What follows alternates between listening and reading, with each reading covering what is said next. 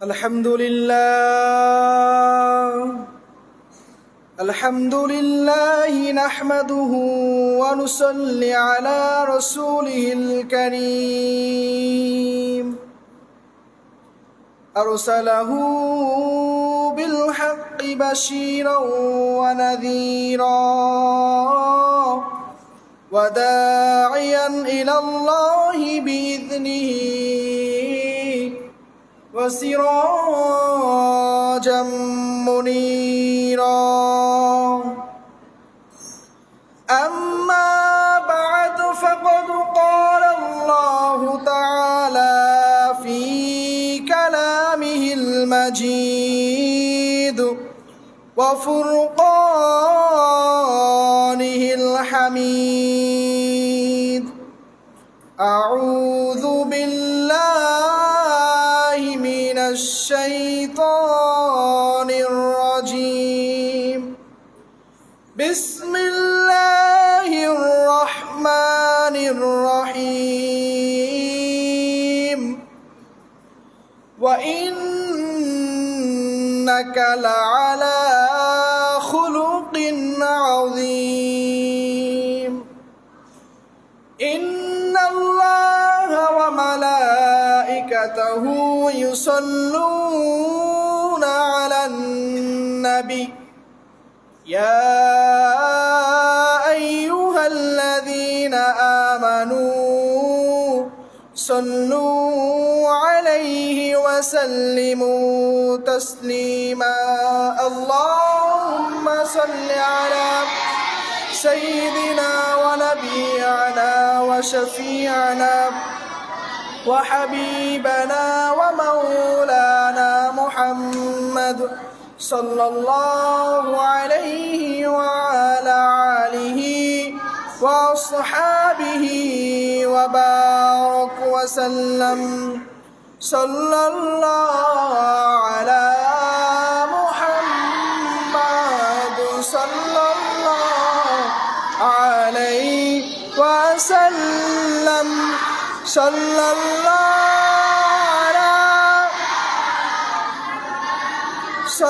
الله عليه وسلم.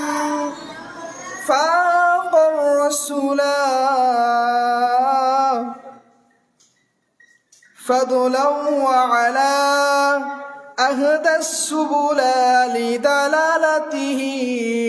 صلى الله على محمد صلى الله عليه وسلم. صلى الله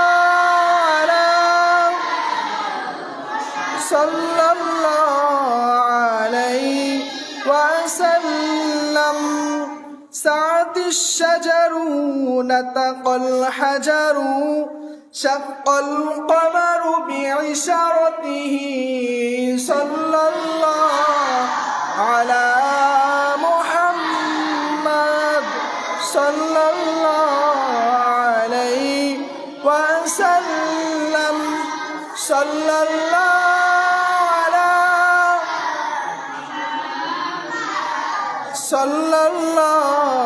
عليه وسلم.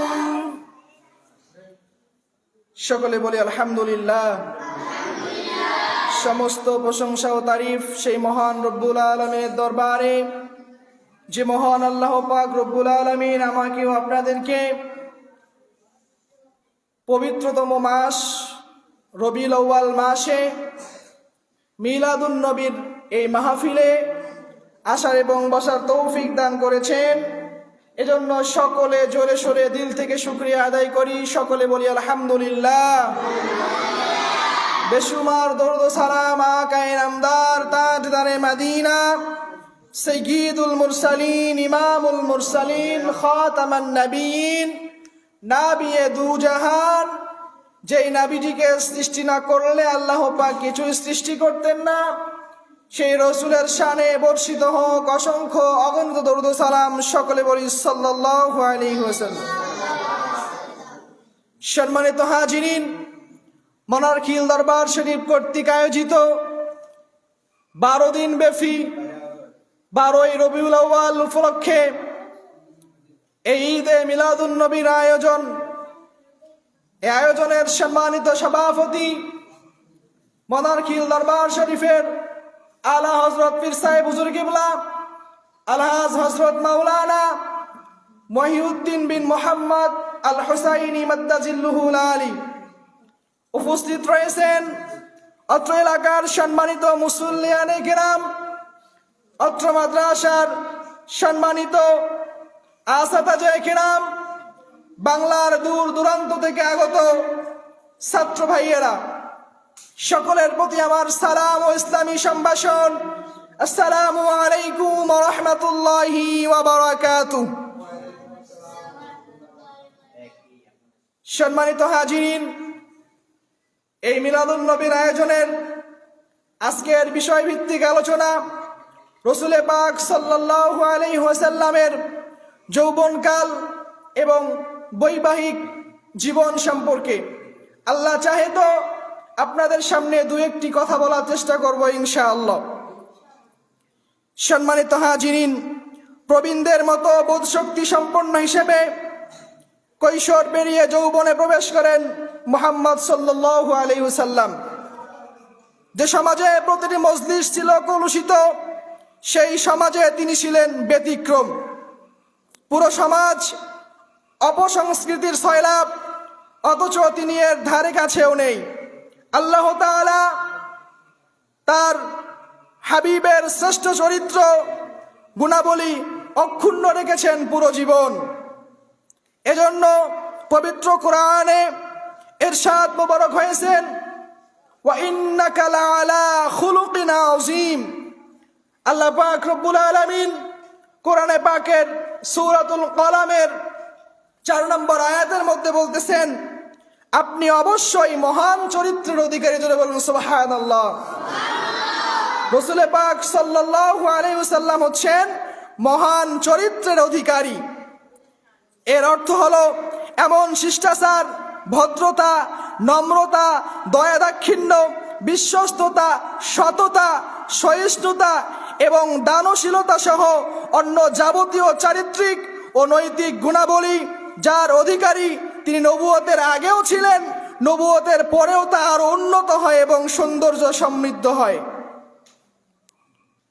হুজুর আকরাম সাল্লাল্লাহু আলাইহি ওয়াসাল্লাম 591 খ্রিস্টাব্দে বিশ্বনবীর বয়স যখন 20 বছর, কিশোর থেকে যৌবনে পদার্পণ করেছেন মুহাম্মদ সাল্লাল্লাহু আলাইহি ওয়াসাল্লাম। চাচা আবু তালিবের পরামর্শে সেই সময় মক্কার ধনবতী নারী খাদিজা রাদিয়াল্লাহু তাআলা আনহা এর ব্যবসায় নিযুক্ত হলেন। ব্যবসায় নিযুক্ত হয়ে তিনি খাদিজার প্রতিনিধি হয়ে সিরিয়া গমন করেন। ইসলামী বিশ্বকোষ গ্রন্থে উল্লেখ রয়েছে, খাদিজা রাদিয়াল্লাহু তাআলা আনহার প্রতিনিধি হিসেবে ব্যবসা উপলক্ষে তিনি ইয়েমেনেও গিয়েছিলেন। সিরিয়া যাত্রাকালে মুহাম্মদ সাল্লাল্লাহু আলাইহি ওয়াসাল্লাম একটি গির্জার পাশে অবস্থিত গাছের নিচে বিশ্রাম নিচ্ছিলেন। গির্জার ধর্মযাজক এ দৃশ্য দেখে মন্তব্য করেন, এই গাছের নিচে নবী ছাড়া আর কেউ কখনো বিশ্রাম নেননি। ইতিহাসবিদরা বলেন, 500 বছর আগে হযরতে ঈসা আলাইহিস সালাতু ওয়াস সালাম একবার এই পথ দিয়ে যাচ্ছিলেন। এই পথ দিয়ে যাত্রাকালে ঈসা আলাইহিস সালাতু ওয়াস সালাম এই গাছের নিচে বিশ্রাম নিয়েছিলেন। সে কথা স্মরণে রেখেই পাদ্রী উপরোক্ত মন্তব্য করেছেন। মুহাম্মদ সাল্লাল্লাহু আলাইহি সাল্লাম তার 23 বছর বয়স পর্যন্ত খাদিজা রাদিয়াল্লাহু তাআলা আনহা এর ব্যবসার নির্বাহী কর্মকর্তা হিসেবে বিশ্বস্ততার সঙ্গে দায়িত্ব পালন করেন। মুহাম্মদ সাল্লাল্লাহু আলাইহি সাল্লামের তত্ত্বাবধানে খাদিজা রাদিয়াল্লাহু তাআলা আনহা এর ব্যবসায় দ্রুত প্রসার ও সমৃদ্ধি লাভ করে। আরবের আনাচে কানাচে তার সততা ও সত্যবাদিতা, বিশ্বস্ততা, আমানতদারিতা ও কর্মদক্ষ হিসেবে সুখ্যাতির সুবাস ছড়িয়ে পড়ে। বিশ্বস্ত ব্যবসায়ীদের সম্পর্কে তিনি ঘোষণা করেন, সৎ ও আমানতদারী ব্যবসায়ী কিয়ামতের দিন নবী, সত্যবাদী ও শহীদগণের সঙ্গে থাকবেন। যারা বলেন সুবহানাল্লাহ। আজকে আমাদের সমাজ এমন একটা সমাজে উপনীত হয়েছে, যারা ব্যবসায়ী রয়েছেন, দোকানদার রয়েছে, যারা ব্যবসায়িক রয়েছে, আজকে দেখা যাচ্ছে আমরা অনেকেই চিন্তা ভাবনা করি যে কিভাবে একজন ক্রেতাকে ঠকানো যাবে, কিভাবে 2 টাকা বেশি নেওয়া যাবে, এই চিন্তায় আজকে আমরা চিন্তিত। কিন্তু সেই সময় যৌবন বয়সে, যুবক বয়সে মুহাম্মদ সাল্লাল্লাহু আলাইহি ওয়াসাল্লাম সেই খাদিজা রাদিয়াল্লাহু তাআলা আনহার এত বড় ব্যবসা তিনি একাই সামলিয়েছেন। কোনো লোভ লালসা তার ভিতরে ছিলেন না। তিনি সততার সহিত, সত্যবাদিতার সহিত সেই খাদিজা রাদিয়াল্লাহু তাআলা আনহার ব্যবসা দেখাশোনা করেছেন। তৎকালীন আরবে কারণে অকারণে, গোত্র থেকে গোত্র, বছরের পর বছর নানা রকম লড়াই ও যুদ্ধে চলতে থাকতো। একটি যুদ্ধ মুহাম্মদ সাল্লাল্লাহু আলাইহি সাল্লাম তার চাচা জুবাইর ইবনে মুত্তালিবের সঙ্গে থেকে প্রত্যক্ষ করেছেন। এই যুদ্ধের মধ্যে বিভিন্ন গোত্র প্রধানদের নিয়ে একটি সভা হতো। এতে মুহাম্মদ সাল্লাল্লাহু আলাইহি সাল্লাম অনুপ্রেরণায় হিলফুল ফুজল নামক একটি সংগঠনের জন্ম হয়। এই প্রথমবারের মতো হিজাজে গোত্রানুগত্যের গণ্ডি অতিক্রম করে ন্যায় ও অনুগত্যের সংকল্পে আত্মগোত্রীয় একটি সংঘ স্থাপিত হলো। হিলফুল ফুজলের সদস্যরা শপথ করলেন তারা দেশে শান্তি প্রতিষ্ঠা করবেন, অত্যাচারীর প্রতিরোধ, বিদেশিদের জানমাল রক্ষা এবং অসহায়দের সাহায্য করবেন। এভাবে যুবক মুহাম্মদ সাল্লাল্লাহু আলাইহি সাল্লাম কৈশোরে মক্কার জনপদে, সন্নিহিত পাহাড় উপত্যকা প্রান্তরে, চরণ ভূমিতে, যুদ্ধক্ষেত্রে এবং দেশ বিদেশের বাজারে চরিত্র ব্যক্তিত্বের কারণে গ্রহণযোগ্যতা ধরতে পেরেছিলেন। মহানবী সাল্লাল্লাহু আলাইহি সাল্লামের মানব জাতির মুক্তির জন্য পরবর্তী সময়ে আল্লাহর প্রতিনিধি হিসেবে ইসলামের যেসব সনদ উপস্থাপন করেছিলেন তা ছিল সব মানুষের জন্য সাম্য প্রতিষ্ঠা লাভ, সবাই সবার ভাই, কেউ কারো প্রভিনয়। নবুয়ত প্রাপ্তির আগে থেকেই মহান আল্লাহ তার অন্তরে এই চেতনা ঢেলে দিয়েছিলেন। এর একটি প্রমাণ দেখা যায় জায়েদ রাদিয়াল্লাহু তাআলা আনহু এর সঙ্গে তার সম্পর্ক কেন্দ্র করে। বিবাহের পর খাদিজা রাদিয়াল্লাহু তাআলা আনহা জায়েদ বিন হারেসা নামক এক কৃতদাসকে নবীজির সেবায় নিয়োজিত করেন। প্রথমবারের মতো মুহাম্মদ সাল্লাল্লাহু আলাইহি সাল্লাম কৃতদাসের মালিক হলেন। আরবের দাস প্রথা তার হৃদয়কে আগে থেকেই ভারাক্রান্ত করে রেখেছিলেন। তিনি জায়েদকে মুক্ত করে দিলেন। পরে যখন জায়েদ তার পিতার সঙ্গে স্বগৃহে ফিরতে অসম্মতি হলেন, তখন তার দাসত্বজনিত গ্লানি মুছে দেওয়ার জন্য মুহাম্মদ সাল্লাল্লাহু আলাইহি সাল্লাম কাবায় সমবেত ব্যক্তিদের সম্বোধন করে বলেন, উপস্থিত ব্যক্তিবর্গ, তোমরা সাক্ষী থাকো যে জায়েদ এখন থেকে আমার পুত্র, সে আমার উত্তরাধিকারী হবে আর আমি তার উত্তরাধিকারী পাবো। পরবর্তী সময়ে জায়েদ এবং তার পুত্র ওসামা রাদিয়াল্লাহু তাআলা আনহু মুসলিম ইতিহাসে বহু গুরুত্বপূর্ণ ভূমিকা পালন করেছিলেন। শুধু কি তাই, হযরত মুহাম্মদ সাল্লাল্লাহু আলাইহি সাল্লাম প্রথম থেকেই সেই আরবের কুপ্রথা, সেই মূর্তি পূজার বিরোধিতা করে এসেছেন। মুসনাদে আহমদের বর্ণনাতে খাদিজা রাদিয়াল্লাহু তাআলা আনহার এক প্রতিবেশিনী এক রাতে মুহাম্মদ সাল্লাল্লাহু আলাইহি সাল্লামকে বলতে শুনেছিলেন যে, হে খাদিজা, আল্লাহর কসম, তাদের অর্চনা করা আমার পক্ষে সম্ভব নয়। তখন খাদিজা রাদিয়াল্লাহু তাআলা আনহা বলেন, দূর হোক লাত আর উজ্জা। লাত ও উজ্জা ছিল আরবদের দুটি প্রতিমা, যাদের অর্চনা করে তারা ঘুমাতে যেত। আরবের সেই ঘোর পৌত্তলিকতার যুগেও হানিফ নামে খ্যাত কিছু লোক ছিলেন যারা এক আল্লাহর বিশ্বাসমূলক লুপ্তপ্রায় মিল্লাতে ইব্রাহিম এর অনুসারী ছিলেন এবং মূর্তি পূজার বিরোধিতা করতেন। মুহাম্মদ সাল্লাল্লাহু আলাইহি সাল্লাম এর পূর্বপুরুষরাও বেশিরভাগ এই মতাবলম্বী ছিলেন। ইসলামের দাওয়াতের আগে আরবে কাবা ঘরের পুনর্নির্মাণের পর কুরাইশ গোত্র তাদের কৌলান্নি এবং পরিহিতের মর্যাদা বৃদ্ধির পরিকল্পনায় একটি নতুন নিয়ম চালু করলো যে হজের সময় অন্যদের মতো তারা আরাফাতে যাবে না। রাসূল সাল্লাল্লাহু আলাইহি সাল্লাম এ নিয়ম লঙ্ঘন করে আরাফাত প্রান্তরে যান এবং কৌলন্যগত সেই প্রধানের এমন দাবির সক্রিয় বিরোধিতা প্রকাশ করেন। এই বিরোধিতা ছিল মুহাম্মদ সাল্লাল্লাহু আলাইহি সাল্লামের একটি সাহসী পদক্ষেপ। পরবর্তীকালে পবিত্র কোরআনের সূরা বাকারার 198 এবং 199 নম্বর আয়াতে নবী সাল্লাল্লাহু আলাইহি সাল্লাম এই প্রতিবাদের সমর্থন করা হয়। জীবনে তিনি কোনোদিন প্রতিমা পূজা যেমন করেননি, তেমনি কোনো দেবদেবীর প্রসাদ ভক্ষণ করেননি। একবার কুরাইশ মূর্তি পূজারীরা তাদের কোনো দেবীর নামে বলি দেওয়া পশুর গোশত তাকে খেতে দিয়েছিল। মুহাম্মদ সাল্লাল্লাহু আলাইহি সাল্লাম প্রত্যাখ্যান করেন এবং তা খেতে অস্বীকার করেন। এভাবে নবুয়তের আগেই পৌত্তলিকতার বিরুদ্ধাচরণ করে একটি বিশেষ অবস্থানে তিনি নিজেকে পৌঁছে গিয়েছিলেন। অন্ধকারচ্ছন্ন সমাজের প্রতিকূলে গিয়ে মহান প্রভুর জন্য সেরাটি করেছেন। যুবক মুহাম্মদ সাল্লাল্লাহু আলাইহি সাল্লাম কুসংস্কার আর অপসংস্কৃতির প্রভাবে গা ভাসিয়ে দেননি। মহান আল্লাহ তার হাবিবকে হেফাজত করেছেন। আর তার আদর্শ পর্যালোচনার পর আমরা যারা তরুণ যুবক রয়েছি তাদের জন্য এটাই সুযোগ যে তার পবিত্র সিরাতমুখী জীবন আদর্শের জলজলে প্রদীপকে মনে প্রাণে গ্রহণ করে আঁকড়ে ধরা। সাল্লাল্লাহু আলাইহি ওয়াসাল্লামের জীবন আদর্শ আলোচনা করা হবে। শুধু কি তাই, এই মুসল্লিরা যেন, এই সমাজের লোকজনেরা যেন রাসূল পাক সাল্লাল্লাহু আলাইহি ওয়াসাল্লামের এই জীবন আদর্শ শুনে এই জীবন আদর্শ নিজেরা বাস্তবে নিজেদের জীবনে বাস্তবায়ন করতে পারে, এই উদ্দেশ্যে আজকের এই আয়োজন। অনেকেই হযরত মুহাম্মদ সাল্লাল্লাহু আলাইহি সাল্লামের, আমরা এখন আসি মুহাম্মদ সাল্লাল্লাহু আলাইহি সাল্লামের বৈবাহিক জীবন সম্পর্কে। অনেকেই রয়েছে যে হযরত মুহাম্মদ সাল্লাল্লাহু আলাইহি সাল্লামের একাধিক বিয়ে নিয়ে তামাশা করেন এবং প্রশ্ন ছুড়ে দেন যে কেন তিনি একাধিক বিবাহ করেছেন। প্রশ্নের জবাবে বলছি, রাসূলুল্লাহ সাল্লাল্লাহু আলাইহি সাল্লাম তার জীবন দশায় 11 জন স্ত্রী ছিলেন। হযরত খাদিজার জীবিতকালে তিনি আর কোনো স্ত্রী গ্রহণ করেননি। মুসলিম জীবনাকারীদের বর্ণনা মতে হযরত খাদিজার মৃত্যুর পর নবী পাক সাল্লাল্লাহু আলাইহি সাল্লাম আরো 10 জন স্ত্রী গ্রহণ করেছেন, অর্থাৎ তার স্ত্রীর সংখ্যা সর্বমোট 11 জন। এদের মধ্যে অনেকেই ছিলেন বিধবা বা যুদ্ধে স্বামীহারা অথবা স্বামী পরিত্যক্তা কিংবা দুস্থ।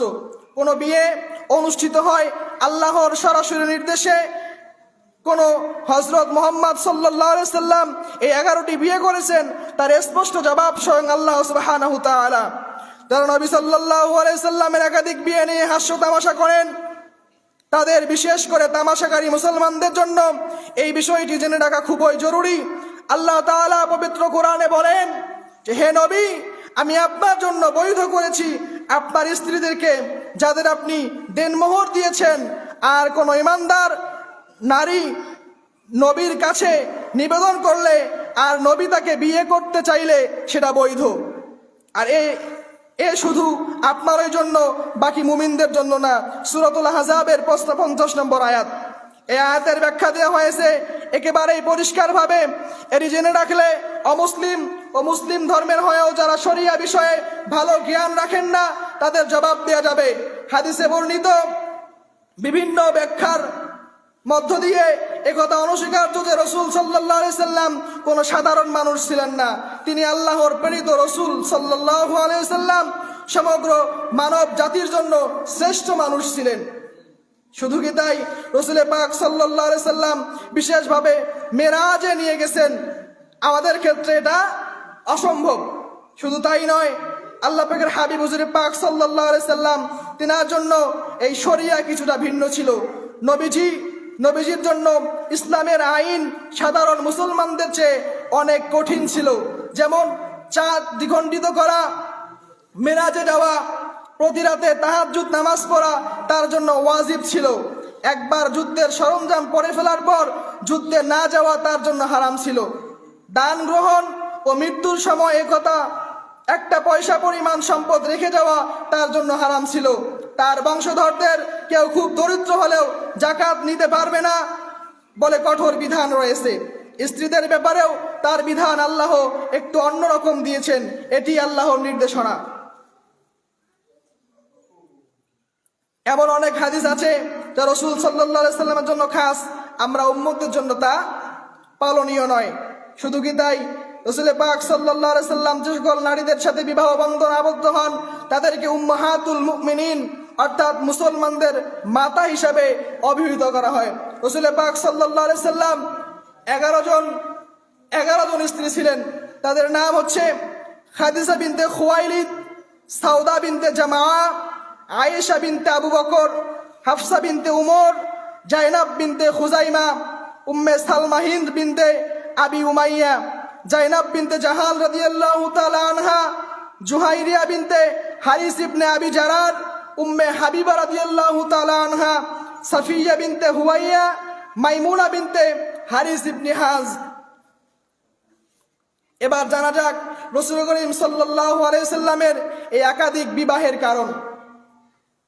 হযরতে খাদিজা রাদিয়াল্লাহু তাআলা আনহা এর মৃত্যুর পরে রাসূল পাক সাল্লাল্লাহু আলাইহি সাল্লাম সাউদা রাদিয়াল্লাহু তাআলা আনহাকে বিবাহ করেছেন যে রাসূলের 4 কন্যা সন্তানকে দেখাশোনার জন্য। খেয়াল করে কথাগুলো শুনবেন যে রাসূল পাক সাল্লাল্লাহু আলাইহি সাল্লাম একাধিক বিবাহ কেন করেছিলেন। দ্বিতীয় নম্বরে বিয়ে করেছিলেন বনু মুস্তালিক গোত্রের নেতা হারেসার কন্যা জুহাইরিয়া রাদিয়াল্লাহু তাআলা আনহাকে রাসূল সাল্লাল্লাহু আলাইহি সাল্লাম বিয়ে করেন। হারেসা হয়ে গেল কি রাসূলের শ্বশুর। এই দিকে বিবেচনা করে রাসূল সাল্লাল্লাহু আলাইহি ওয়াসাল্লামের সাথে মুস্তালিক গোত্রের সবাইকে মুক্ত করে দেন এবং এতে দুই গোত্রের মাঝে আত্মীয়তার সম্পর্ক তৈরি হয়। রাসূল পাক সাল্লাল্লাহু আলাইহি সাল্লামের প্রতিটি বিয়ের ক্ষেত্রে কোনো না কোনো কারণ ছিল, ভালাই ছিল। হযরতে সাফিয়া রাদিয়াল্লাহু তাআলা আনহাকে বিয়ের ফলে যুদ্ধ তৎপরতা বন্ধ হয়ে যায়। রাসূল সাল্লাল্লাহু আলাইহি সাল্লামের সাথে সন্ধি করে ইহুদিরা খায়বারে বসবাস করতে থাকে। নিজের কাছের সাহাবীদের সাথে সম্পর্ক আরো মজবুত করার জন্য, আরো শক্তিশালী করার জন্য রাসূল পাক সাল্লাল্লাহু আলাইহি সাল্লাম তাদের সঙ্গে সম্পর্ক করেছেন। হযরত উমর রাদিয়াল্লাহু তাআলা আনহা এবং হযরত উমর রাদিয়াল্লাহু তাআলা আনহুর কন্যা হাফসা রাদিয়াল্লাহু তাআলা আনহাকে এবং আবু বকর রাদিয়াল্লাহু তাআলা আনহুর কন্যা আয়েশা রাদিয়াল্লাহু তাআলা আনহাকে রাসূল পাক সাল্লাল্লাহু আলাইহি সাল্লাম বিবাহ করেন। শুধু কি তাই, রাসূল পাক সাল্লাল্লাহু আলাইহি সাল্লাম তিনার সন্তান কন্যা ফাতেমা রাদিয়াল্লাহু তাআলা আনহা এবং কুলসুমকে আলী রাদিয়াল্লাহু তাআলা আনহুর সাথে বিবাহ দেন। শুধু তাই নয়, রুকাইয়া রাদিয়াল্লাহু তাআলা আনহাকে বিয়ে দেন ওসমান রাদিয়াল্লাহু তাআলা আনহুর সাথে। ইসলামের ইতিহাস দেখুন, নবী মুহাম্মদ সাল্লাল্লাহু আলাইহি সাল্লাম ওফাতের পরে এই 4 জনকেই ধারাবাহিকভাবে খলিফা তথা মুসলিমদের আমির নির্বাচিত করা হয়। এতে বোঝা যায় রাসূল পাক সাল্লাল্লাহু আলাইহি সাল্লামের কৌশলটি কত সুদূর প্রসারিত ছিল। হযরত জাইনাব রাদিয়াল্লাহু তাআলা আনহাকে রাসূল পাক সাল্লাল্লাহু আলাইহি সাল্লাম বিয়ে করেছিলেন সমাজের মিথ্যা কুসংস্কার দূর করার জন্য। শুধু তাই নয়, উম্মে হাবিবা রাদিয়াল্লাহু তাআলা আনহাকে বিয়ে করার পর তার পিতা কুরাইশ নেতা আবু সুফিয়ান আর রাসূল পাক সাল্লাল্লাহু আলাইহি সাল্লামের প্রতিদ্বন্দ্বী থাকলেন না, বরং 8ম হিজরিতে রমজান মাসে মক্কা বিজয়ের পূর্ব রাতে তিনি ইসলাম গ্রহণ করেন। রাসূল পাক সাল্লাল্লাহু আলাইহি সাল্লাম বিয়ে করেছিলেন হযরতে মাইমুনা বিনতে হারেসাকে। এই বিয়ে করার ফলে নজদবাসীদের অব্যাহত শত্রুতা ও ষড়যন্ত্র থেকে মুক্তি পাওয়া যায়। অথচ এই নজদবাসীরাই 70 জন সাহাবীকে দাওয়াতের বাহানায় নির্মমভাবে হত্যা করেছিল। এই ঘটনা বীরে মাউনার ঘটনা নামে প্রসিদ্ধ। মহানবী সাল্লাল্লাহু আলাইহি সাল্লাম এসব বিষয়ের মধ্যে, এসব বিয়ের মধ্যে কোনো শারীরিক চাহিদাও ছিল না, বরং বিভিন্ন গোত্রের সঙ্গে তিনি বিয়ের মাধ্যমে একটি শক্তি সমাবেশও করে থাকবেন, যা দেখে তৎকালীন কাফের মুশরিকরাও ভয়ে কেঁপে উঠেছিল। ইসলামী শরিয়া এই জন্য শারীরিক প্রয়োজনে অধিক স্ত্রী গ্রহণ করার প্রবণতা বন্ধ করে দেওয়া হয়েছে। সীমারেখায় 4 স্ত্রী থাকলেও সবার অধিকার আদায় না করতে পারলে তাকে অন্যায় ও জুলুম বলে সাব্যস্ত করা হয়েছে। এছাড়াও আরো কারণ রয়েছে। পুরুষরা রাসূল পাক সাল্লাল্লাহু আলাইহি সাল্লামের কাছে সরাসরি মাসালা জেনে নিতে পারত, যা নারীরা পর্দার কারণে সেই সুযোগ ছিল না। রাসূল সাল্লাল্লাহু আলাইহি সাল্লামের কাছ থেকে তার স্ত্রীরা মাসালা জেনে তা অন্য মহিলাদের জানিয়ে দিত। এবারে জানা যাক রাসূল পাক সাল্লাল্লাহু আলাইহি সাল্লামের এই 11 জন পুণ্যবতী স্ত্রীগণের জীবনী বা তাদের অবস্থা। রাসূল পাক সাল্লাল্লাহু আলাইহি সাল্লাম প্রথমেই বিবাহ করেছিলেন হজরতে খাদিজা রাদিয়াল্লাহু তাআলা আনহাকে। এর সাথে রসুল পাক সাল্লাল্লাহু আলাইহি সাল্লামের বিবাহ হয় যখন রসুল সাল্লাল্লাহু আলাইহি সাল্লামের বয়স ছিল 25 বছর। কয় বছর? 25 বছর। আর হজরত খাদিজা রাদিয়াল্লাহু তাআলা আনহার বয়স ছিল 40 বছর। হজরতে খাদিজা রাদিয়াল্লাহু তাআলা আনহার সাথে রসুল সাল্লাল্লাহু আলাইহি সাল্লাম সংসার করেছিলেন 25 বছর। অর্থাৎ হজরত খাদিজা রাদিয়াল্লাহু তাআলা আনহার ইন্তেকালের সময় রসুল সাল্লাল্লাহু আলাইহি সাল্লামের বয়স ছিল 50 বছর। এই 25 বছরের মাঝে রসুল পাক সাল্লাল্লাহু আলাইহি সাল্লাম দ্বিতীয় কোনো বিবাহ করেননি। 24 বছর পর্যন্ত রসুল পাক সাল্লাল্লাহু আলাইহি সাল্লাম অবিবাহিত ছিলেন। 25 বছর থেকে 53 বছর বয়স পর্যন্ত রসুল পাক সাল্লাল্লাহু আলাইহি সাল্লামের একজন স্ত্রী ছিলেন। কতজন? একজন। 25 থেকে 53 পর্যন্ত এই সময় রসুল পাক সাল্লাল্লাহু আলাইহি সাল্লামের স্ত্রী ছিলেন একজন। 53 থেকে 63 বছরের বয়স, এই বয়সের মধ্যে রসুল পাক সাল্লাল্লাহু আলাইহি সাল্লাম বাকি বিবাহগুলো সম্পন্ন করেছিলেন। দ্বিতীয় নম্বরে আল্লাহ পাকের হাবিব হুজুর পাক সাল্লাল্লাহু আলাইহি সাল্লাম বিবাহ করেন হযরতে সাউদা রাদিয়াল্লাহু তাআলা আনহাকে। হযরত খাদিজা রাদিয়াল্লাহু তাআলা আনহা এর ইন্তেকালের পর সর্বপ্রথম রাসূল পাক সাল্লাল্লাহু আলাইহি সাল্লাম বিয়ে করেন হযরত সাউদা রাদিয়াল্লাহু তাআলা আনহাকে, যার স্বামী হিজরত করে হাবশা গিয়েছিলেন, সেখানেই তিনি ইন্তেকাল করেন। ফলে হযরত সাউদা রাদিয়াল্লাহু তাআলা আনহা বিধবা হয়ে যান। তখন রাসূল পাক সাল্লাল্লাহু আলাইহি সাল্লাম তার কষ্ট লাঘবের জন্য তাকে বিবাহ করেন। তৃতীয় নম্বরে হযরতে আয়েশা রাদিয়াল্লাহু তাআলা আনহা ছিলেন মুহাম্মদ সাল্লাল্লাহু আলাইহি সাল্লামের, হযরত আয়েশা রাদিয়াল্লাহু তাআলা আনহা ছিলেন মুহাম্মদ সাল্লাল্লাহু আলাইহি সাল্লামের বন্ধু হযরত আবু বকর সিদ্দিক রাদিয়াল্লাহু তাআলা আনহা এর কন্যা। বিয়ের সময় আয়েশা রাদিয়াল্লাহু তাআলা আনহা এর বয়স ছিল মাত্র 6 অথবা 9 বছর। তিনি ছিলেন অত্যন্ত বুদ্ধিমতী। আয়েশার স্মরণ শক্তি ছিল অসাধারণ। হযরত আয়েশা রাদিয়াল্লাহু তাআলা আনহা হুজুর সাল্লাল্লাহু আলাইহি সাল্লামের মৃত্যুর পর সবচেয়ে বেশি দিন বেঁচে ছিলেন এবং তিনি স্ত্রীগণের মধ্যে সবচাইতে বেশি হাদিস বর্ণনা করে গেছেন। এখন প্রশ্ন হলো, মুহাম্মদ সাল্লাল্লাহু আলাইহি সাল্লাম কেন 6 অথবা 9 বছর বয়সে বিয়ে করেছিলেন? হযরত আবু বকর রাদিয়াল্লাহু তাআলা আনহু তার কন্যা আয়েশা সিদ্দিকা রাদিয়াল্লাহু তাআলা আনহা এর বিয়ে ঠিক করেছিলেন এক কাফের জুবায়ের বিন মুতঈমের সাথে ঠিক করা হয়েছিল, কিন্তু তার পিতা সেই বিবাহ রদ করে দেন এ শঙ্কায় যে তার ছেলে মুসলমান হয়ে যেতে পারে। এ ছিল পরিস্থিতি। মুসলিম কন্যাদের মুসলিমদের সাথে বিবাহ দেয়া ছাড়া কোনো গতান্তর ছিল না। উক্ত বিবাহ নাকচ হয়ে যাবার পর হযরত আবু বকর সিদ্দিক রাদিয়াল্লাহু তাআলা আনহু তার কন্যা আয়েশা রাদিয়াল্লাহু তাআলা আনহাকে রাসূল পাক সাল্লাল্লাহু আলাইহি সাল্লামের সঙ্গে বিবাহ দেন। মুহাম্মদ সাল্লাল্লাহু আলাইহি সাল্লাম আয়েশা রাদিয়াল্লাহু তাআলা আনহাকে প্রাথমিক যে 3 কারণের জন্য বিয়ে করেছিলেন তা হচ্ছে, প্রথম নম্বরে বলা হয় আবু বকর সিদ্দিক রাদিয়াল্লাহু তাআলা আনহু এর সাথে বন্ধুত্বের সম্পর্ককে আত্মীয়তার সম্পর্কে মজবুত বাঁধনে পরিবেশিত করে রাখা। দ্বিতীয় নম্বরে বলা হয়েছে যে আয়েশা রাদিয়াল্লাহু তাআলা আনহা ইসলামের বিধিবিধান শিক্ষা এবং তৈরি করা, যাতে তিনি ইসলামের বিধিবিধানকে সংরক্ষণ, বিশেষ করে নারীদের জন্য একান্ত বিষয়াদি রাসূল সাল্লাল্লাহু আলাইহি সাল্লামের জীবন ইতিহাস, আল কোরআনের আয়াতের নাজিলের কারণ এবং মানুষকে তার সঠিক শিক্ষা দান করতে পারেন। তৃতীয় নম্বরে ওনাকে সেভাবে গড়ে তোলা হয়েছিল যাতে তিনি ওনার সম্পূর্ণ সক্ষমতাকে ইসলামের জন্য ব্যবহার করতে পারেন। চতুর্থ নম্বরে আল্লাহ পাকের হাবিব হুজুর পাক সাল্লাল্লাহু আলাইহি সাল্লাম হাফসা রাদিয়াল্লাহু তাআলা আনহাকে বিবাহ করেন। হযরত উমর রাদিয়াল্লাহু তাআলা আনহা এর কন্যা হযরত হাফসা রাদিয়াল্লাহু তাআলা আনহা ও তার স্বামীর সাথে হিজরত করেন, কিন্তু তার স্বামীও ইন্তেকাল করেন। তখন হযরত উমর রাদিয়াল্লাহু তাআলা আনহু তার কন্যাকে বিয়ে করার জন্য প্রথমে হযরত ওসমান রাদিয়াল্লাহু তাআলা আনহুকে, তারপর হযরত আবু বকর সিদ্দিক রাদিয়াল্লাহু তাআলা আনহুকে অনুরোধ করেন, কিন্তু তারা উভয়ে অস্বীকৃতি জানালে রাসূল পাক সাল্লাল্লাহু আলাইহি সাল্লাম হাফসা রাদিয়াল্লাহু তাআলা আনহাকে বিবাহ করেন। পঞ্চম নম্বরে বলা হচ্ছে যে উম্মুল মাসাকিন হযরত জয়নব বিনতে খুজাইমা রাদিয়াল্লাহু তাআলা আনহা, যার স্বামী উহুদ যুদ্ধে শহীদ হয়ে যায়, তারপর রাসূল পাক সাল্লাল্লাহু আলাইহি সাল্লাম 3য় হিজরির রমজান মাসে বিবাহ করেন।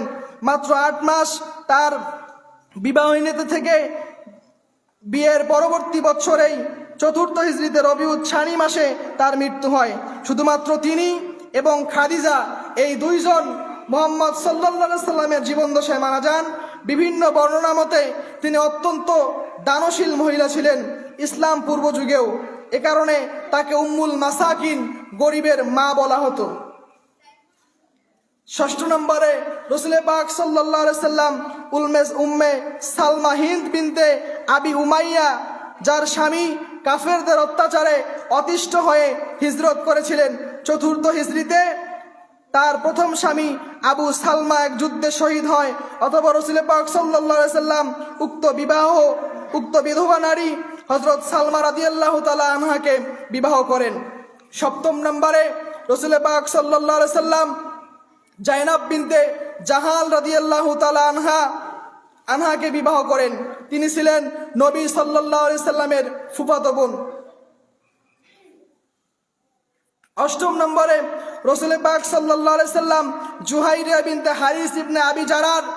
জুহাইরিয়া বিনতে হারিস ছিলেন বনু মুস্তালিক গোত্রের সঙ্গে দাঙ্গার ফলে আটক হওয়া যুদ্ধবন্দী। যিনি উক্ত গোত্রের সর্দারের কন্যা ছিলেন। তার স্বামী মুস্তাফা বিন সাফওয়ান উক্ত দাঙ্গায় নিহত হন। নিয়ম অনুযায়ী জুহাইরিয়া প্রাথমিকভাবে সাহাবী সাবিত বিন কায়েস বিন আল শাম্মাসের গনিমতে যুদ্ধলব্ধ সম্পদ ভাগে পড়েন। বন্দী অবস্থাতেই জুহাইরিয়া মুহাম্মদ সাল্লাল্লাহু আলাইহি সাল্লামের কাছে গিয়ে অনুরোধ করেন যে গোত্রপ্রধানের কন্যা হিসাবে তাকে যেন মুক্তি দেওয়া হয়। মুহাম্মদ সাল্লাল্লাহু আলাইহি সাল্লাম এ প্রস্তাব প্রত্যাখ্যান করেন। তার বাবা তাকে মুক্ত করতে মুহাম্মাদের কাছে মুক্তিপণ দেওয়ার প্রস্তাব করলেন, কিন্তু মুহাম্মদ সাল্লাল্লাহু আলাইহি সাল্লাম উক্ত প্রস্তাব প্রত্যাখ্যান করলেন। এরপর হযরত মুহাম্মদ সাল্লাল্লাহু আলাইহি সাল্লাম জুহাইরিয়াকে বিয়ের প্রস্তাব দিলেন এবং জুহাইরিয়াও রাজি হলেন।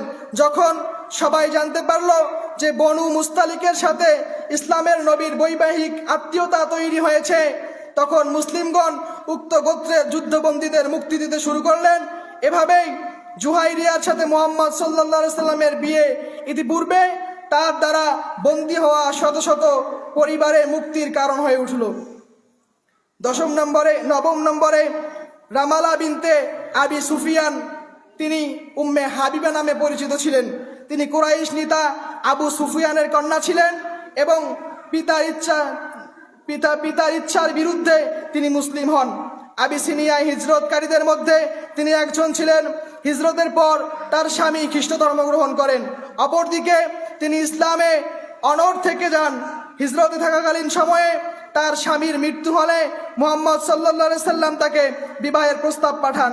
মুসলিমদের সাথে কুরাইশদের যুদ্ধ নিরসনকারী হুদাইবিয়ার চুক্তির পরপরই রাসূল সাল্লাল্লাহু আলাইহি সাল্লাম সমসাময়িক ইসলামের প্রতিপক্ষ ও কুরাইশ নেতা আবু সুফিয়ানের কন্যাকে বিবাহ করেন, যাতে করে মুসলিমদের সাথে সেই কুরাইশদের তৎকালীন শত্রুতা আরো কমে আসে। হযরত সাফিয়া রাদিয়াল্লাহু, দশম নম্বরে হযরতে সাফিয়া রাদিয়াল্লাহু তাআলা আনহা, তিনি ছিলেন নবীদেরই বংশধর। হযরত মূসা আলাইহিস সালামের ভাই হযরত হারুন আলাইহিস সালামের অধস্তন বংশধরের কন্যা। প্রথমে কিনানা ইবনে আবিলের স্ত্রী ছিলেন তিনি। কিনানার মৃত্যুর পর মহানবী সাল্লাল্লাহু আলাইহি সাল্লাম এর সঙ্গে তার বিয়ে হয়। 11 নম্বরে রাসূল পাক সাল্লাল্লাহু আলাইহি সাল্লাম হযরত মাইমুনা রাদিয়াল্লাহু তাআলা আনহাকে বিয়ে করেন। তিনিও হিজরত করেছিলেন। বিধবা হওয়ার পর রাসূল সাল্লাল্লাহু আলাইহি সাল্লাম এই বিবাহে আসেন। যখন জয়নব বিনতে জাহাল রাদিয়াল্লাহু তাআলা আনহা ছাড়া বাকিরা সবাই ইসলামের শুরু থেকেই ইসলাম কবুল করেছিলেন। তারপর কাফেরদের অত্যাচারের অতিষ্ঠ হয়ে বাধ্য হয়ে মরুভূমি ত্যাগ করে পরবাসে চলে যান। কিন্তু সেখানে তাদের স্বামীগণ ইন্তেকাল করলে তারা দিশেহারা হয়ে পড়েন।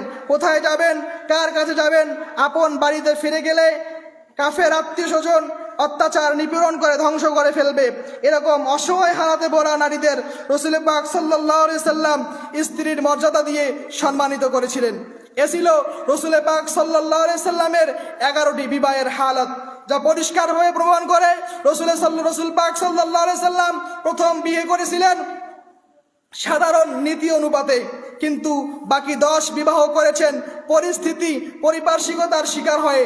দিনই ফায়দার উদ্দেশ্যে। শুধু রসুল পাক শুধু নিজের খায়েশের কারণে অধিক বিবাহ রসুল পাক সাল্লাল্লাহু আলাইহি সাল্লাম করেননি। মুহাম্মদ সাল্লাল্লাহু আলাইহি সাল্লামের এত বেশি বিয়ে আজকের যুগে অস্বাভাবিক মনে হলেও তৎকালীন আরব জগতে এটা ছিল খুবই স্বাভাবিক। ওই সময় আরবে বহু বিবাহ একটা রেওয়াজ ছিল। কোরআন নাজিলের পরেও বিভিন্ন দেশে দেখা গেছে যে কোনো কোনো পুরুষ 100টি, কেউ 80টি বিবাহ করেছেন। ভারতীয় উপমহাদেশেও এই উদাহরণ রয়েছে। এছাড়া আগের নবীদের ইতিহাসে দেখা যায় সুলাইমান আলাইহিস সালামের 700 জন স্ত্রী ছিলেন, দাউদ আলাইহিস সালামের 99 জন এবং ইব্রাহিম আলাইহিস সালামের 3 জন, ইয়াকুব আলাইহিস সালামের 4 জন, মুসা আলাইহিস সালামের 4 জন স্ত্রী ছিলেন। আমাদের নবীজি বেঁচে ছিলেন 63 বছর, সেখানে 50 বছর বয়স পর্যন্ত মাত্র 1 জন স্ত্রী ছিল তার। এরপরে আয়াতের বিষয় আমলে নিয়ে সম্মানার্থে কয়েকজনকে তিনি স্ত্রীর মর্যাদা দিয়ে ধন্য করেছেন। মুহাম্মদ সাল্লাল্লাহু আলাইহি সাল্লামের বিয়ে প্রায় সবগুলোই মানবিক। একটি কোরআনের আয়াতের বাস্তবায়ন, 2-1টি ইসলামী শরিয়া বাস্তবায়ন। কেউ কেউ ছিলেন মহানবী সাল্লাল্লাহু আলাইহি সাল্লামের পরিবারের সদস্য, ফুফাতো বোন অথবা চাচাতো বোন।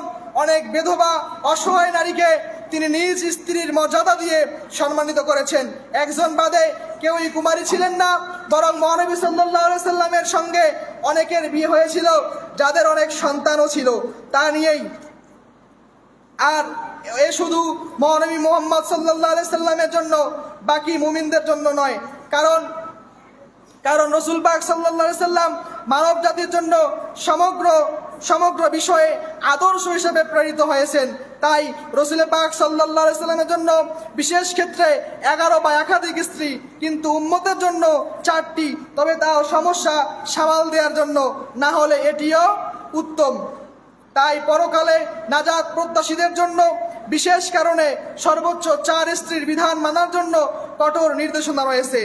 একথা দৃঢ় বিশ্বাসের সাথে স্মরণ রাখতে হবে যে রসুল পাক সাল্লাল্লাহু আলাইহি সাল্লাম একজন সাধারণ ব্যক্তি ছিলেন না, তিনি একজন নবী ছিলেন, সেই সাথে ছিলেন একজন রাষ্ট্রনায়ক। চতুর্মুখী ষড়যন্ত্রের জাল ছিন্ন করে ইসলাম নামক জান্নাতি ধর্মকে গোটা বিশ্বে ছড়িয়ে দিতে আদিষ্ট ছিলেন। এ কারণে পরিস্থিতিকে সামাল দিতে অনেক বিষয়ের সম্মুখীন হতে হয়। রাজনৈতিক জটিলতায় পড়তে হয়েছে, যেখানে একাধিক বিবাহ করার সুযোগ, অনেক জটিল পরিস্থিতি সামাল দেওয়ার হাতিয়ার হয়েছে। রসুল পাক সাল্লাল্লাহু আলাইহি সাল্লামের বিয়েকৃত নারীদের হালাত দেখলেই তা আমাদের কাছে পরিষ্কার হয়ে যাবে।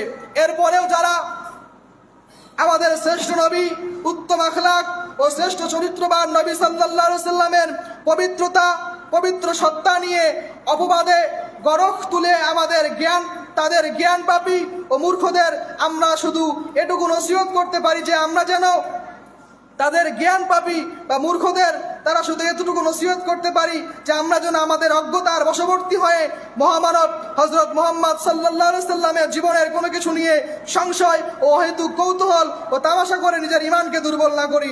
মনে রাখতে হবে, আল্লাহ ও রসুলের কোনো বিধানের বিরুদ্ধাচরণ বা উপহাস মনে করে আল্লাহর সাথে জিহাদ করার শামিল। আমরা যেন আমাদের অজ্ঞতার কারণে এমন ভুল না করি। আল্লাহ পাক রব্বুল আলামিন আমাদের সকলকে সহিহ বুঝ দান করুক। সকলে বলে আমিন। ওয়া আখিরি দাওয়ানা আলহামদুলিল্লাহি রাব্বিল আলামিন। আসসালামু আলাইকুম ওয়া রাহমাতুল্লাহি ওয়া বারাকাতুহু।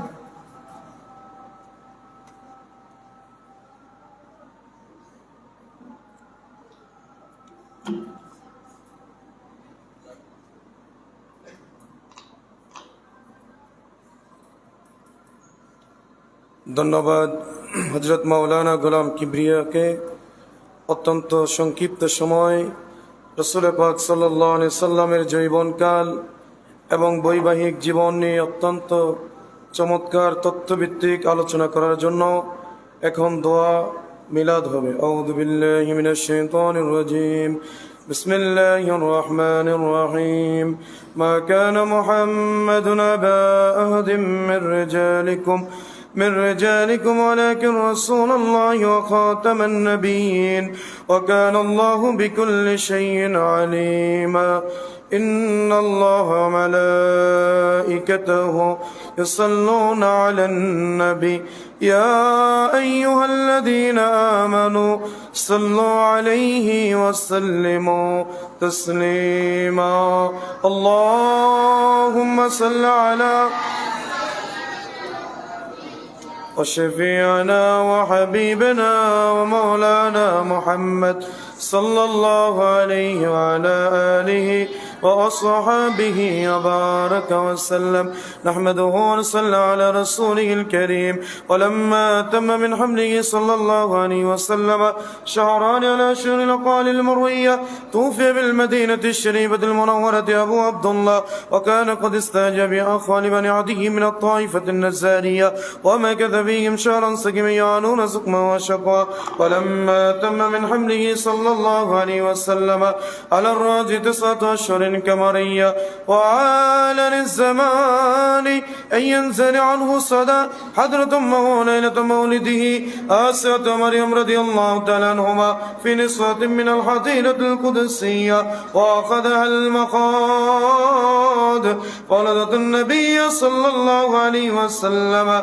كالبدر المنير نورا يتلنا سنا صلى الله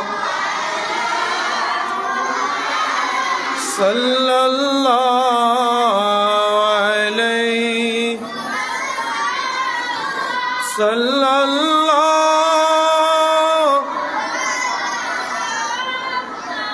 صلى الله عليه وسلم يا نبي سلام عليك يا رسول سلام عليك يا حبيب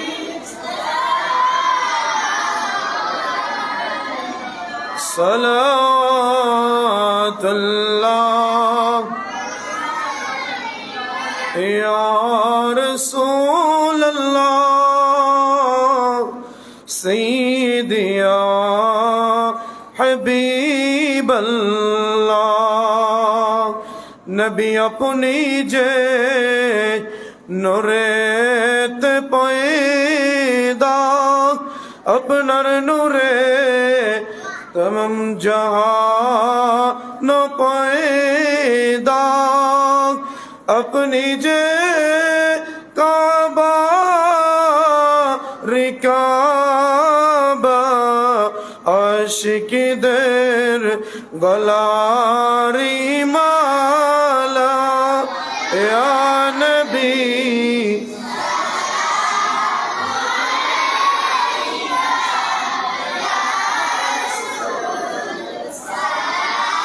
মালাই নবী জি গো আমরা মরণে হই বয়েকা ওই কবরে থাকি বয়েকা হাসরে উঠি বয়েকা নবী পাই যেন अपना हृदय का या नबी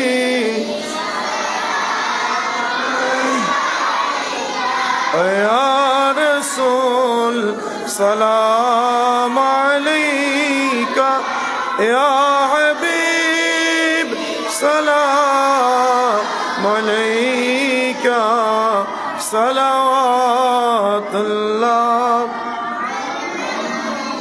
يا ربي صل وسلم دائما ابدا على حبيبك خير خلق كل من بجاء ربنا درود السلام برگزیدہ نبی پر اپنے مدم بلغ العلا بکماله كشف الدجى بجماله حسنت جميع خصاله صلوا عليه وآله سلموا يا قوم مبارك صلوا على صدر الأمين مصطفى ما جاء إلا رحمة للعالمين الصلاة والسلام عليك يا رسول الله الصلاة والسلام عليك يا حبيب الله الصلاة والسلام عليك يا شفيع المذنبين الصلاة والسلام عليك يا رحمة للعالمين আজকের এই মোতাবারক অনুষ্ঠানে আমরা আসতে পেরে খুশি না বেজার?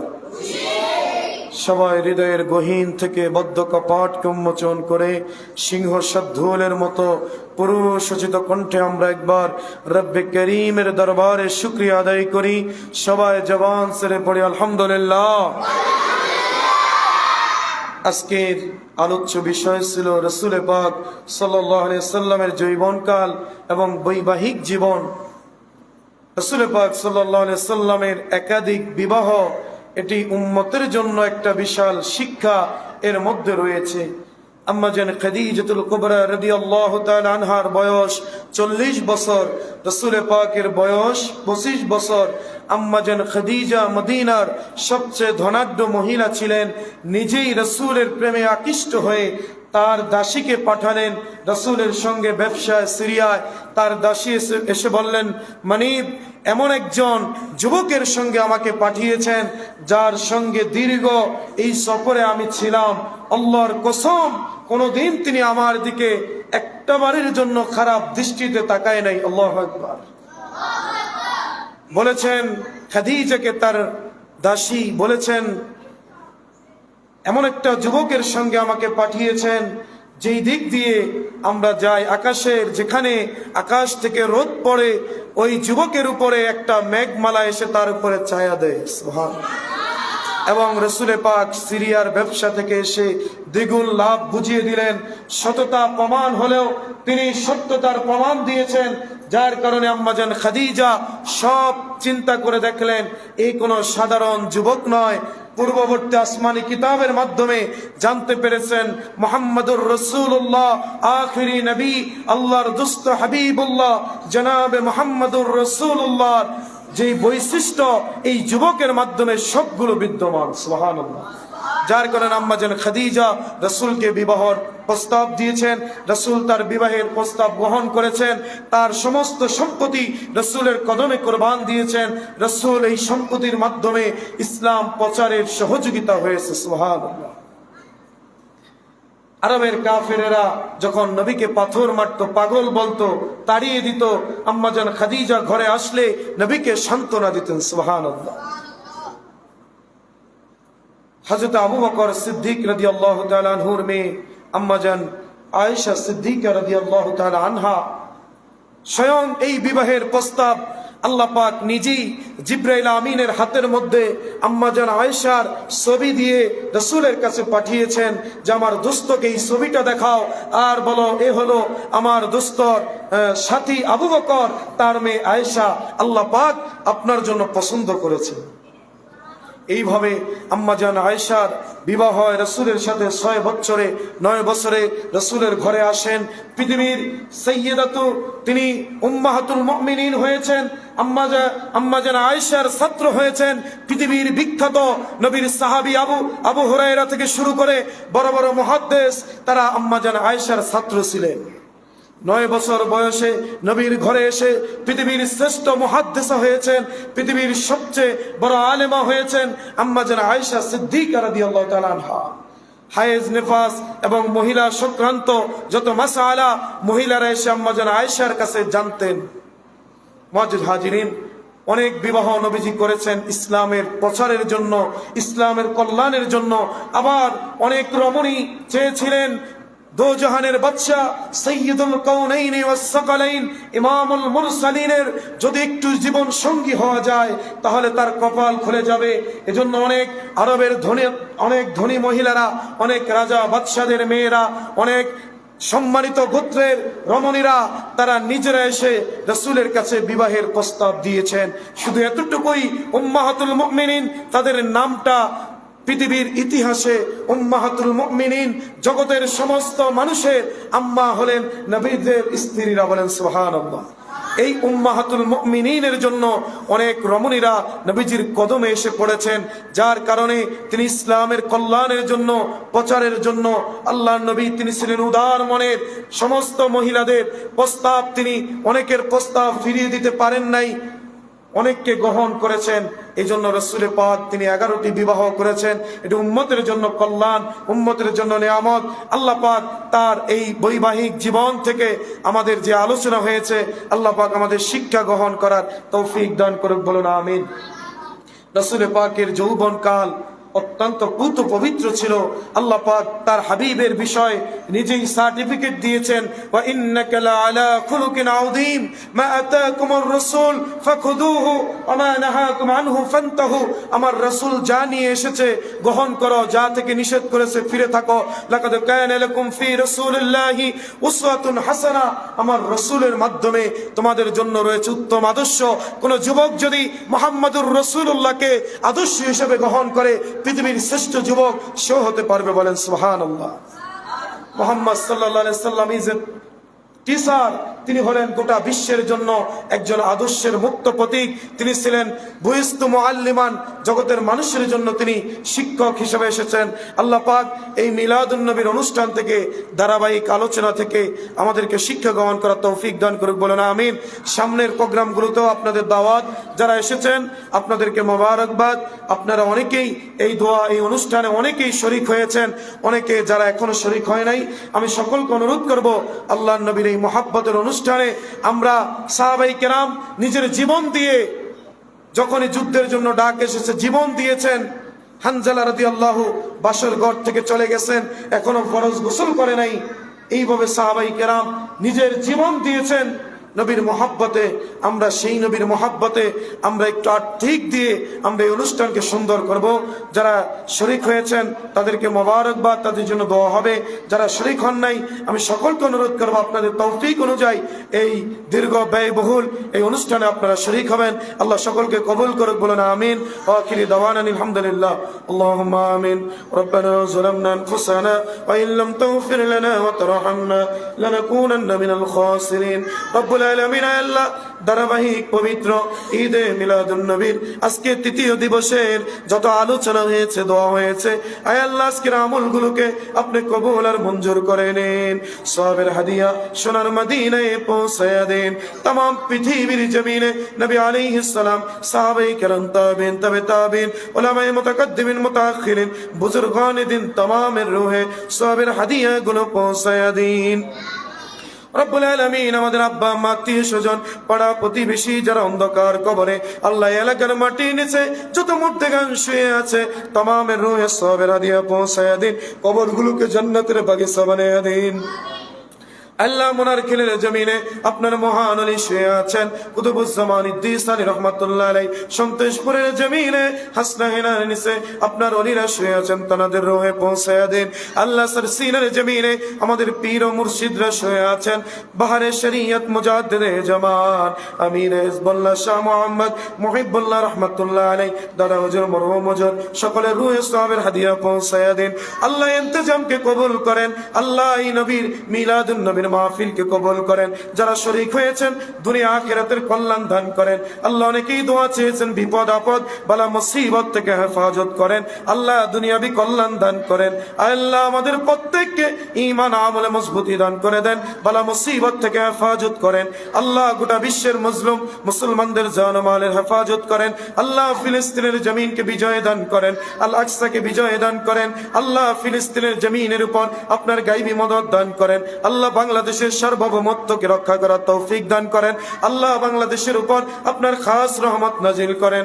রব্বুল আলামিন, নবীর এই মিলাদের অনুষ্ঠানে আমরা যারা অংশগ্রহণ করেছি, আমাদের সকলের অন্তরে এই মিলাদুন নবীর উসিলায় নবীজির মহব্বত পয়দা করে দেন। আল্লাহ আমাদের সবাইকে আশিক রাসূল হিসেবে কবুল করেন। জীবনে একবার হলেও তাওয়াফে বাইতুল্লাহ, জিয়ারতে মদিনা আমাদের সবাইকে কবুল করে নেন। মক্কা মদিনায় না নিয়া, ইহরামের কাপড় না পড়াইয়া আল্লাহ আমাদের কাউকেই মৌতের কাপড়ের কাপড় পরাইয়েন না। ঘুমের ঘরে নবীজির দিদার জিয়ারত আমাদের সবাইকে নসিব করে দিন। আল্লাহ এই দরবারকে কবুল করে নিন। আল্লাহ এই দরবারের গদ্দিনশীন পীর সাহেব হুজুরের হায়াত তাইয়্যিবা দান করেন, মনের নেক মাকাসাদ পূরণ করেন। আল্লাহ হুজুরের আওলাদ আল্লাহ অসুস্থ থাকে, আল্লাহ তাকে শিফা আজিলা নসিব করে দেন। আল্লাহ তাকে এই দরবারের জন্য যোগ্য হিসাবে রাহবার হিসাবে কবুল করে নেন। আয় আল্লাহ আমাদের সবাইকে আল্লাহ আপনি কবুল করেন, এই দরবারি কমপ্লেক্স এই মাদ্রাসা কবুল করেন। আল্লাহ ছাত্রদের সামনে পরীক্ষা কামিয়াবি হওয়ার তৌফিক দান করেন। আল্লাহ যাদের মেধা দুর্বল মেধা বাড়িয়ে দিন। আল্লাহ সকলকে ওয়ারাসাতুল আম্বিয়া বানিয়ে দিন রব্বুল আলামিন। আল্লাহ শেষ বিদায়ের সময় জান্নাতের ছবি দেখে দেখে রাসূল পাক সাল্লাল্লাহু আলাইহি সাল্লামের নূরানি চেহারা মোবারক দেখতে দেখতে মওতের সময় আমাদের সকলের জবানে হাসি মুখে জারি করে দিয়েন লা ইলাহা ইল্লাল্লাহু মুহাম্মাদুর রাসূলুল্লাহ সাল্লাল্লাহু আলাইহি ওয়াসাল্লাম। আসসালামু আলাইকুম ওয়া রাহমাতুল্লাহ।